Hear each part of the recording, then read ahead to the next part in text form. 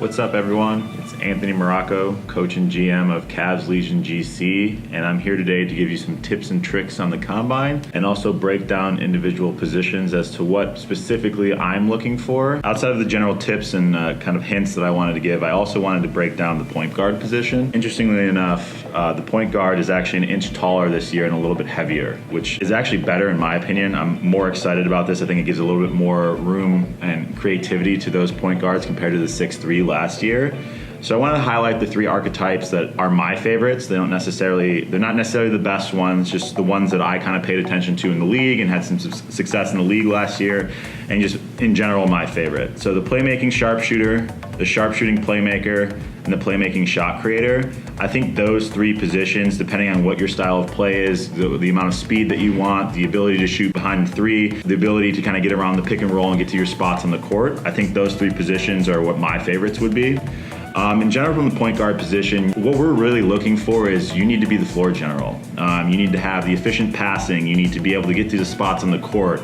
You need to be able to bring the ball up. You need to be able to kind of command and tell those individuals over the mic like where you need them to be and kind of orchestrate the offense's flow. And I think that a lot of the point guard position is there, this really is on your shoulders in terms of the offensive productivity. We're not just looking for those dribble gods who think that they're gonna left, right, and be able to kind of just sit at the top of the key and ankle break someone to fall down and then drive into the paint. Like, this really needs to be a fully functioning flow.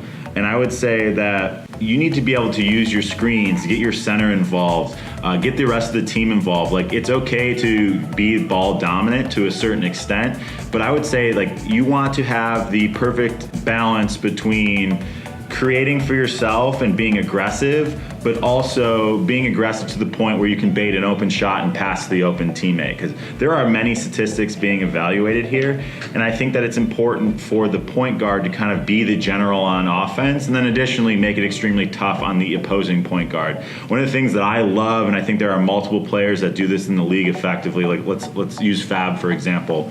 He makes it extremely difficult, to guard him, because he will dot you. If you catch someone ball watching and he's driving and someone tries to pinch him, he will dot you to the open player. And that's something that he does extremely well, and they're a very scary team because of it. But one of the things that he does on defense, which is incredibly impressive, is he makes it uncomfortable for the opposing team's point guard at all times, whether it's a full court press, whether he meets them at the half court line. Like, he is amazing at getting around screens and just kind of making it uncomfortable for other opposing point guards. And one of the things that I love, especially with the way that our team is framed this year, is defense in 2K19 vastly outweighs what it did in 2018. Offense is always going to be offense, but defense in this game is incredibly important. And I think that if you have the ability to press the opposing point guard and make it extremely uncomfortable, whether it's the turnover rate, whether it's you getting steals, whether it's their efficiency against you, I think that will really shine throughout the combine this year. Thank you everyone for watching this portion of our Rocket Mortgage tutorial series, and we are incredibly excited to see the draft pool and see who the future three Cavs Legion GC players will be.